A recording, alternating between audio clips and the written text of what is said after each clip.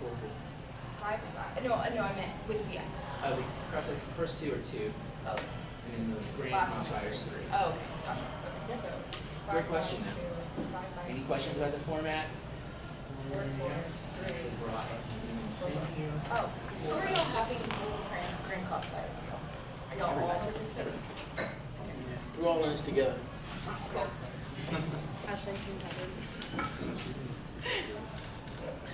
All right, my friends, it is my pleasure to welcome you to our first debate on Debate Day, fall of 2018. Woohoo! Here to debate the motion that parents should have the right to genetically enhance their children using nanotechnology. Please welcome our first speaker, Alexander Martinez.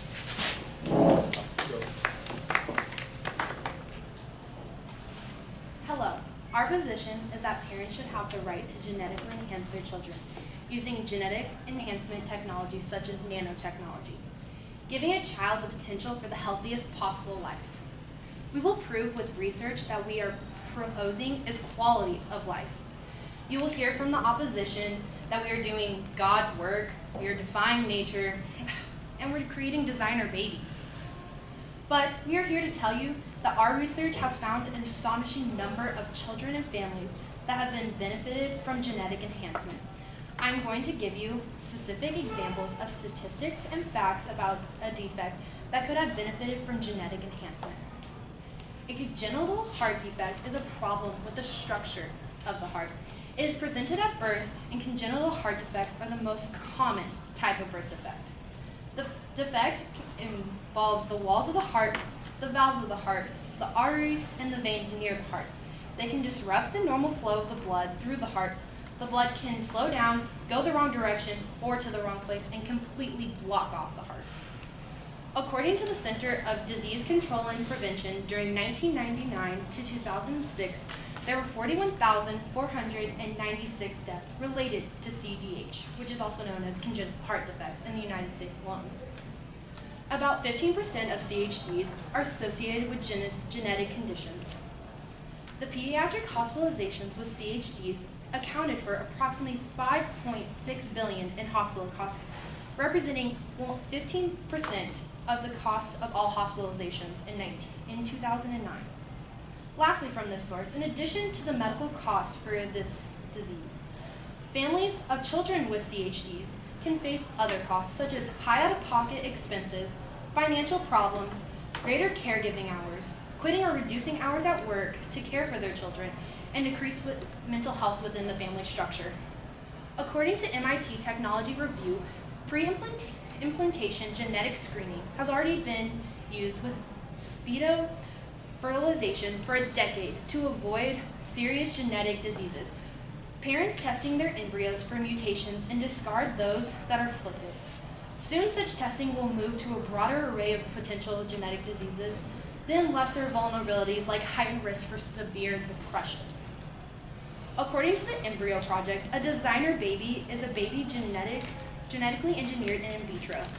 The process of fertilization by extracting eggs, retrieving sperm, a sperm sample, then manually combining an egg and a sperm in a dish in the laboratory.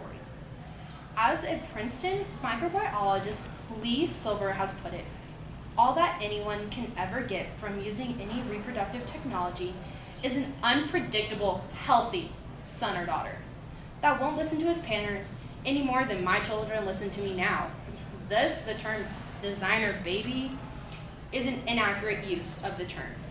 No one will ever be able to design a child that determines the advance in what talents, skills, abilities, virtues, and vices the child will even have. That is all on the parent to help them. The world's first genetically designed child was born August 29, 2000, out of Nash. He was conceived through implantation genetic diagnosis, PGD. PGD is genetic profiling of embryos prior to implantation. According to Professor Karen Sermon, MD, this was introduced at the beginning of the 1990s as an alternative to prenatal diagnosis to prevent termination of pregnancies in couples. That is talking about abortions, people. with high risk of offspring affected with sex-linked genetic diseases. Adam, he was conceived through in vitro fertilization and PGD. So he could donate cord blood to his sister Molly, who was born with anemia. With using PGD, he himself was born disease-free, which was the #1 thing their parents were worried about when conceiving, and currently lives a healthy, happy life by being able to save his only sister and her being able to live. Thank you. I received my time. Very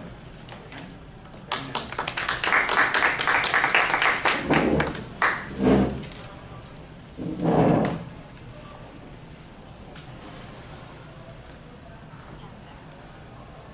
As the negative team, we stand in strong opposition for the want of genetic engineering by nanobots. The affirmative is impractical, deontologically unethical, and unrealistic. At the end of the debate, you will be voting negative for 3 reasons.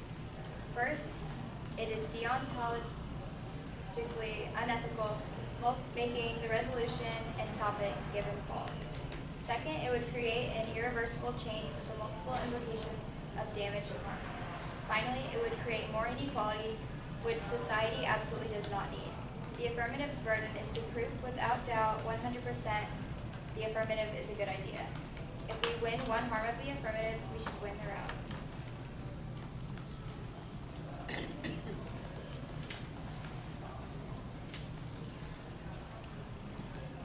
Deontology is defined as a system of ethics that is used to sustain human life and the future law.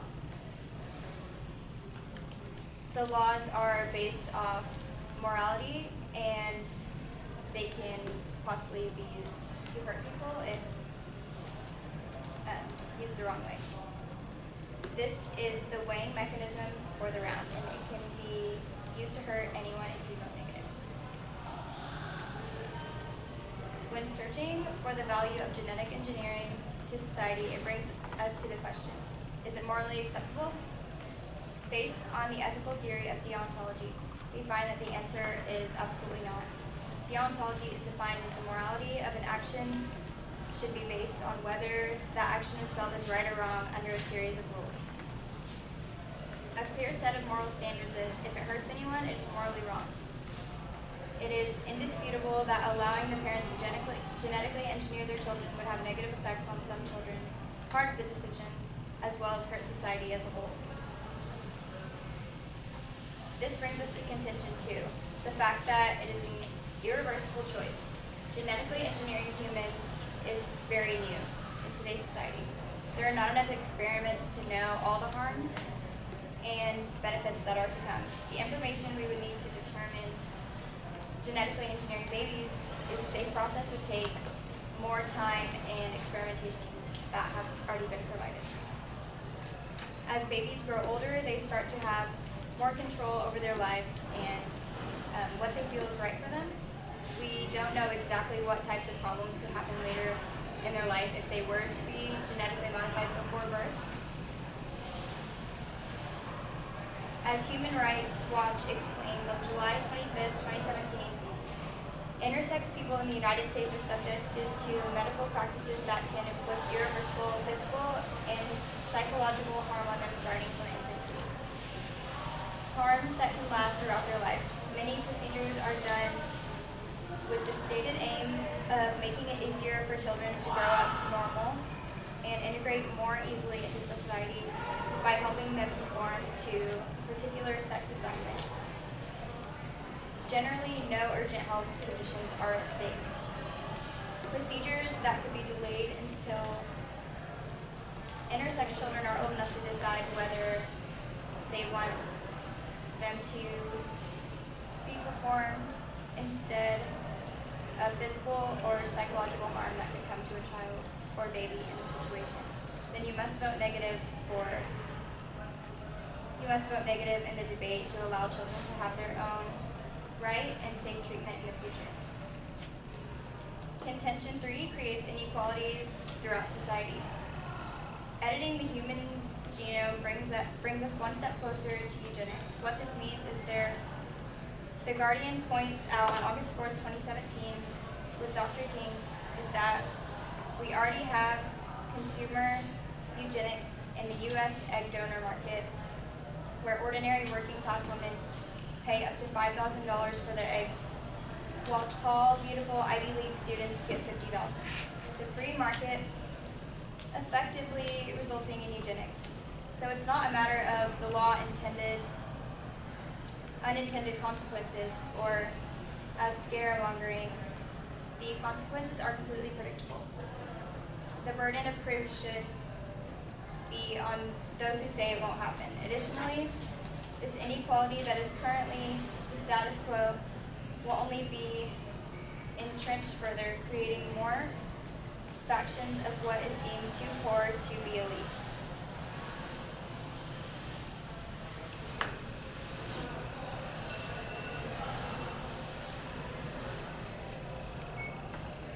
All right, it's time for our first crossfire. 2 minutes. Okay.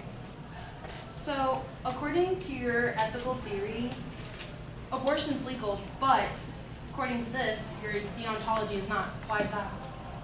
Can you repeat the question? Based on your ethical theory that you stated, deontology is not legal, but abortion is. Why'd you say that? Deontology is, it's not whether it's legal or illegal, it's basically a morality issue that helps create the laws. And what is morality? Morality is based upon whether it can inflict harm on somebody or not, and whether, if it does inflict harm on anybody, then a law or policy can be deemed immoral. But abortion is safe. Yes, it may harm a child, but how is that going with anything you're saying? Because abortion is still legal. And you also talk about how beauty, what's beautiful? What's your standard of beauty versus another? That's also another thing that we talk about in society. But what does that have to do with anything with genetic enhancement? I think that beauty is not a particular view. I think everybody has their own view of beauty, and if genetic modification were allowed and the parents gave the genetics to the kid that they deemed as beautiful and they grew up not seeing those same qualities as beautiful, I don't believe that it is their choice to make that decision on what's beautiful. Also, For the child or not. according to your argument, so with what is too late to give the children that right? Many will die possibly trying to prevent congenital heart defects. You argued how will, thank you.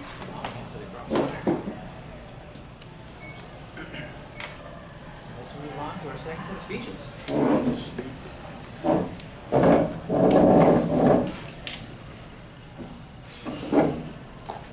we ready? All right, so I think we're basically getting lost here on when we digress from the actual topic of should parents be able to. And that's not a question of morals, not a question of ethics, it's a question of policy. Should parents be able to? And we're talking about the characteristics, we're talking about the life of the child. And legally, the closest thing we have to that is abortion. And based off of their ethical theory of deontology, it seems to me that this should be a whole lot more on the table for being legal than abortion should be. The intention of this is to not end the life of the child, not to prevent the birth of the child, but is to not only keep the life of the child, but as a parent, to give that child the best life possible, the healthiest life possible, and to try to succeed in giving it the longest life possible. And the question is, should they be able to do that? The legal question. And I believe there's no justifiable reason to take this off the table. If you can abort a life, then you should be able to keep one and enhance it.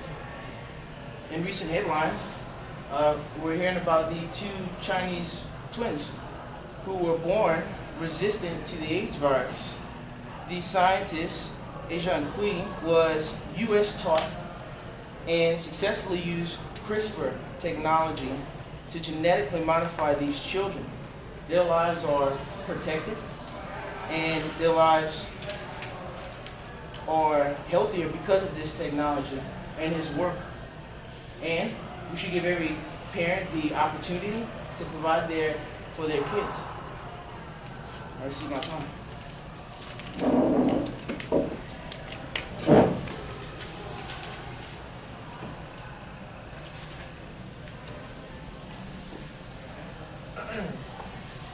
So you brought up the point that it's a matter to keep it life, but I believe it goes deeper than that. We're talking about the effects of allowing parents to have this choice, and this goes deep and it affects all ranges of society.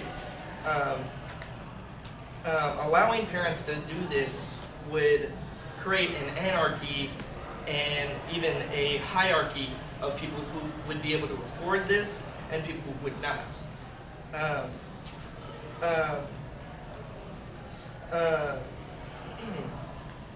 You also touched upon the abilities and skills. Again, this would affect the hierarchy of people, and society would not be able to maintain this. This would greatly affect society and not be able to be all right. The affirmative has a potential to create more serious birth defects, as well as a chance to increase a chance of death.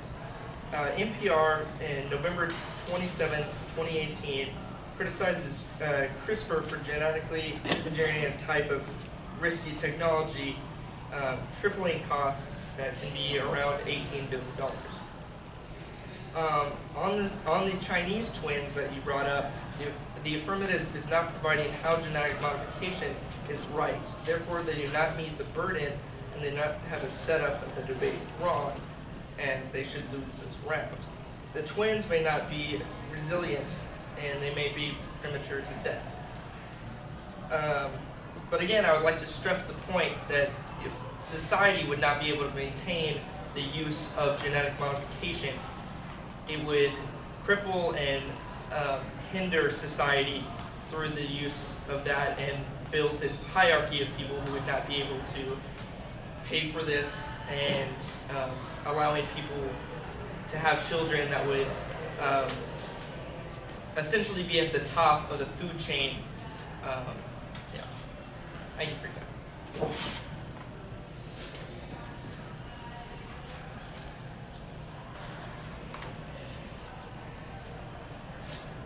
It's time for our green crossfire.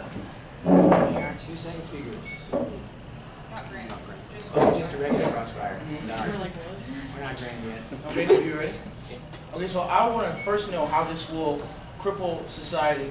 I've been trying to figure it out. And the ethical perspective, this thing you're talking about with deontology, and you keep saying the word death, and we have to, again, abortion is legal in all states. We're talking about giving a child life. We're talking about enhancing that life. So when it comes to ending a life, that's legal, all states, that's fine. Anarchy, you're saying that's potential anarchy, potential hierarchy. I don't understand where you're getting this from, where these facts are coming from. As far as society right now, we have, one could say anarchy. What's the definition of that? Also, political discussion at the top 1%, this and the economy and things like that. So the issue is the middle class dissolving. So these are all at disadvantages. So what we're bringing to the table is we're saying, well, how about we give some people advantages? How about we give that to parents? We give your kids and society, whatever definition you say of anarchy or trouble, let's give these kids an advantage. Well, what I'm saying with that point is that the cost of genetically modifying a newborn child is going to cost a decent amount. I'm not sure the exact price, but it is going to cost. Parents who have money are going to be able to afford that. Parents without money are not going to be able to afford that, and therefore their children are going to be looked upon as lesser to these new kids being born. Now, if I can ask a question, what does the affirmative position change for society that isn't already happening in today?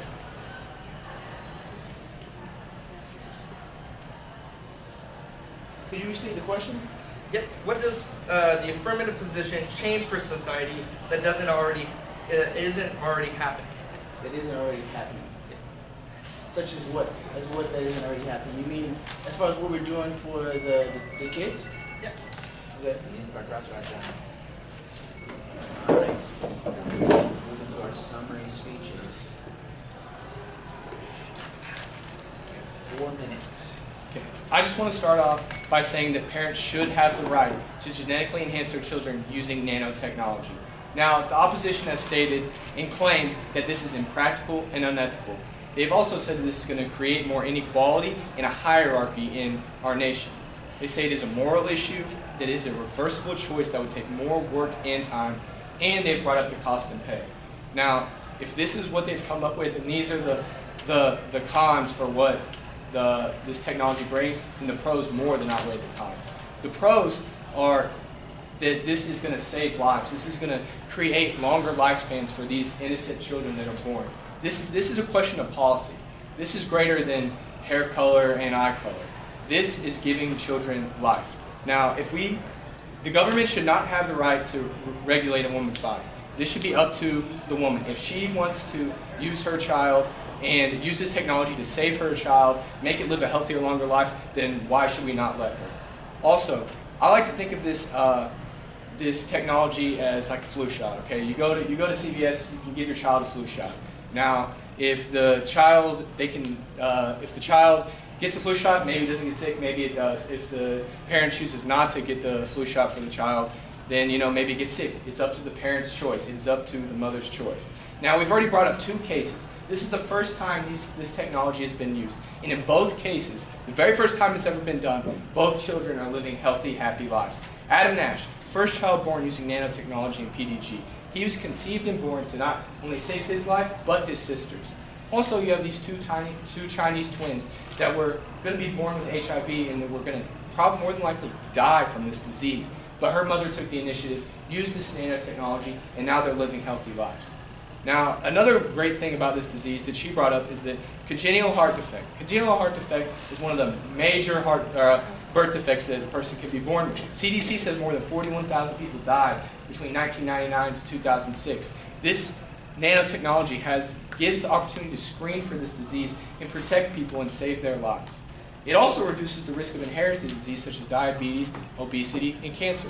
These are great things that can be prevented through this technology that the opposition does not want to allow, indirectly killing lives and making babies be born unhealthy.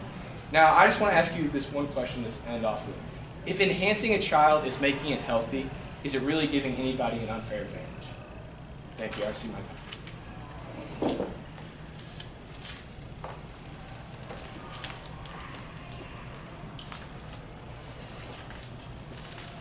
Yeah. All right, I just want to first start off by saying, I'm just going to go over some of our case and then I'll go back and kind of summarize my premise as well. So our first contention was deontology, which basically is right versus wrong under no circumstances. We're talking about whether it's right or wrong, period. Just because you add up, but it can potentially save lives, doesn't actually mean that it will. So basically you just negated your whole case by saying, but. We also had irreverse choices, which means that we don't know the future impacts that this could have. Where's your test? Where's your research over time that have shown that this will help multiple people and their lives? And who are you to decide, oh, this is better people's lives? We don't know the possibilities that could have possibly happened. The affirmative side doesn't have their research together. Third, we also said that this creates inequalities throughout society. Basically, we're just saying that this keeps the rich rich and the poor poor, because it does. People that can afford it are most likely going to be the ones that are going to be able to have better treatment, better things like that. So that's basically what we're saying there. And now I just want to go on to my opponent's side. So first, I just want to throw out the whole statements about abortion.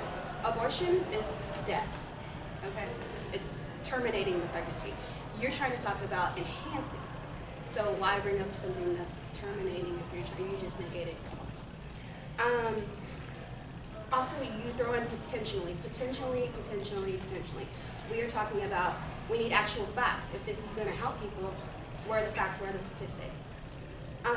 They also said that it doesn't save lives, but they also stated earlier that it creates unpredictable children. So how are you saving a life for somebody that's unpredictable? You don't know what the future holds for them. Also, my opponents brought up the fact that women have the right to their own bodies. We obviously agree with that, but in this case, we're not talking about women and bodies. And if we want to equivalate those two problems with each other, then children should have the right to their own bodies as well, right? So if you're enhancing women, if women have a choice to their bodies, then a child should have a choice to theirs as well. And then also, how can you decide whether the life was enhanced after this genetic modification happened? There's not too much research and not too much evidence to kind of show exactly the enhancement of life. Like, you don't have a before, like, oh, this possibly could have happened, or this couldn't have. The affirmative side doesn't have that. Okay. And then for clarification purposes, first I just want to say that rights are derived through ethics. We're not saying that a system of ethics is used to make laws in regards to the right that parents should have. Second, we would just like to say that if there's any risk or harm to a child, that we argue that should be looked at first and outweighs any benefits that are potential. Third, the irreversible choices that the parents now can modify intersex children in the womb can cause irreversible psychological harm that we don't. Oh, they don't refute this point, and they don't have evidence that says that it is dehumanizing. Fourth, we say this will. We say that this will cause social inequality when used because of the cost. It'll only be open to the wealthy, like we said earlier, creating resilience to deadly diseases. And fifth, we would also like to say if there's any risk or harm, you should vote negative. All right. Now it's time for our grand crossfire. 3 minutes. So one of the things that the opposition has brought up multiple times is the cost of this technology. Well, a lot of things when they're first brought out into this world are very expensive. Phones and computers were two things What that is your question? were very expensive. I just want to know why you think bringing this technology into place being expensive, how that's a valid reason that it shouldn't be a thing. I think that whenever we're looking at anything such as a new technology or creating something like saying this is a right that every parent should have, is we should be looking at the harms of the technology and the potential risks that we have. We can't go, oh, it worked twice and now we have these cool twins that are potentially going to So what about live the longer. cost? I'm answering the question. Yeah, So exactly. specifically, whenever we're talking about rights leading to policies, we have to look at those actions and how they can be used wrong. The entire job of the negative is to get up here and say that this creates irreversible change that cannot happen now. Okay. Y'all just saying there are good benefits is not a reason that we should be open free. Can we ask a question? Well, can You you still didn't answer answer our my question question. about the cost? You're please? saying pretty much that parents should not be able to have kids because they're poor, but you have glasses, I wear glasses, he wears glasses, that's something expensive. Trust me, those are $300. My contacts, $500. What, I should just be blind? So Okay, how I are you think you're answering the misunderstanding. hard question? Yeah. So our argument is that if you vote affirmative, you end up tripling the hospital costs because what happens with the nanotechnology that we haven't actually gone in depth research about, it has the potential to create more birth defects, which was the whole argumentation. What about the cost, though? That's exactly what I'm answering. Okay, keep going.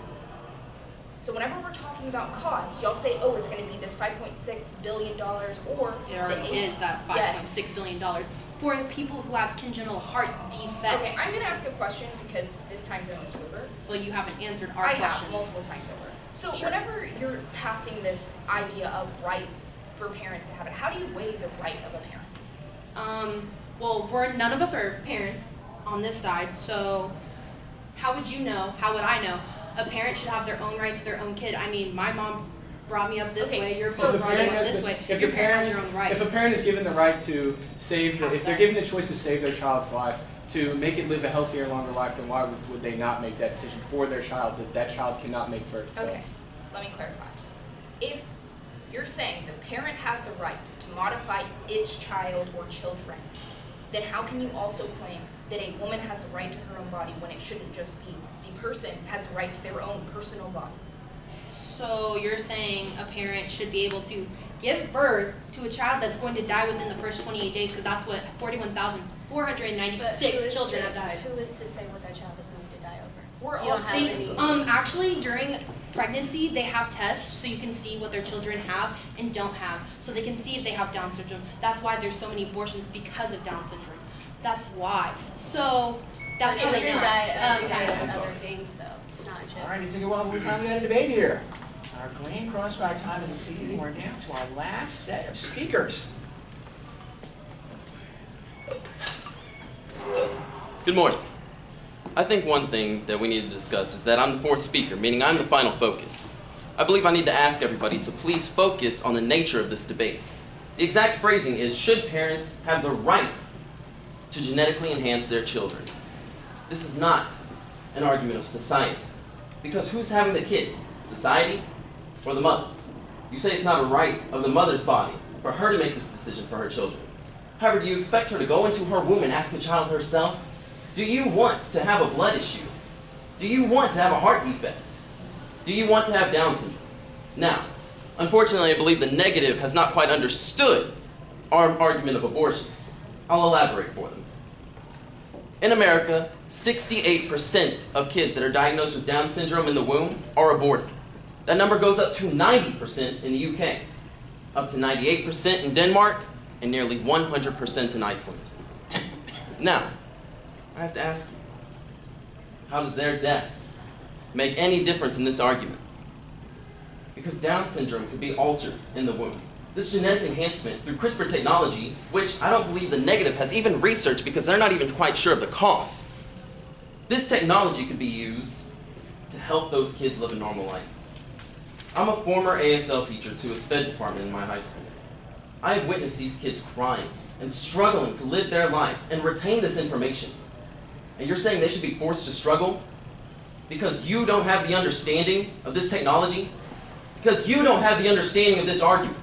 Because you want to look at a broad picture of society and the government. However, where do they hold control? We say abortion is correct. We say death is correct.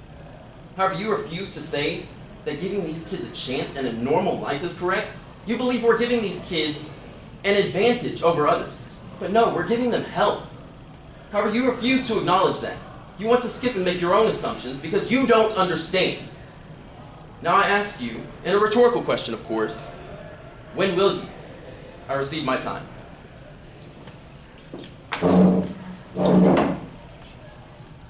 just to clarify, I have 4 minutes, right? Yes. Okay.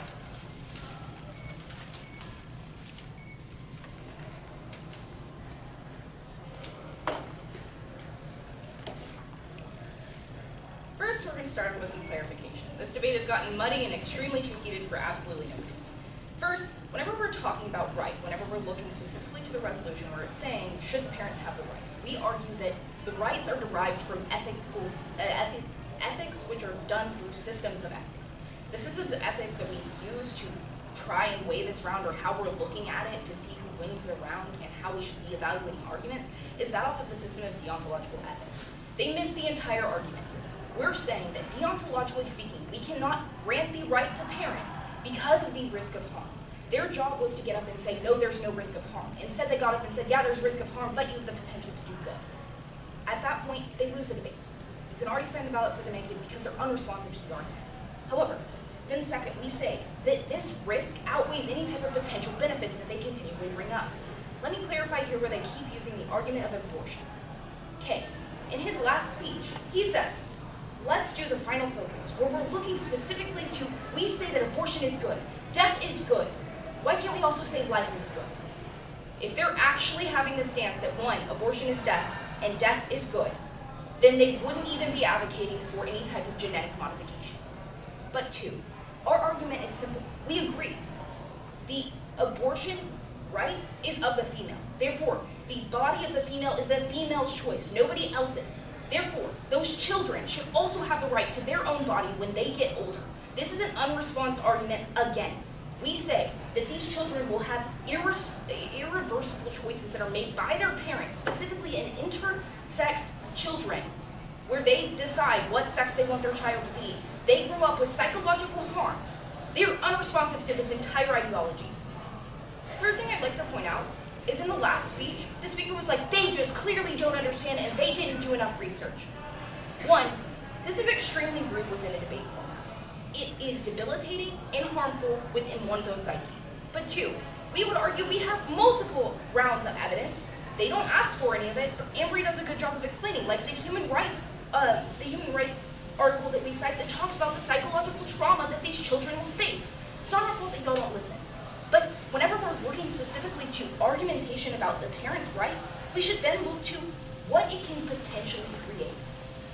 We argue for that social inequality will happen. Whenever we're looking at this, my third speaker does an amazing job of explaining that social inequality is potential and possible. They talk about the potential of doing good with types of nanobot technology modifications. However, what that does is it's only open to the elite for a couple reasons. Because it's so expensive, meaning that the same people that pay for that type of technology become those same elitist people who are resilient to different diseases. This is bad, because even at the beneficial level, that means that inequality is created and circularly re-entrenched to the point at which society is now completely unequal, creating a further divide in the polarization of what is equality. At that point, that's a risk you have to vote on. The affirmative doesn't matter. There are going to be 4 independent reasons why you vote for the negative in today's debate. First is going to be that off of the framing. We argue that the weighing mechanism for the round is deontological ethics. It's the only way to actually answer the question of should parents have the legal right to genetically engineer their babies through nanotechnology. We say the legal right is derived through ethics. That system of ethics is deontology, which means that you end up voting negative off of how we vote. But the second reason is that off of the irreversible choice. I've talked about this a couple times. If there is any point in which you believe that there can be an irreversible choice made by a parent onto a child, you vote negative. But then, thirdly, it creates social inequality. Finally, you vote negative because there is a risk of any of this. They concede all of those arguments. All right, would you join me in thanking all of our debaters? Great job.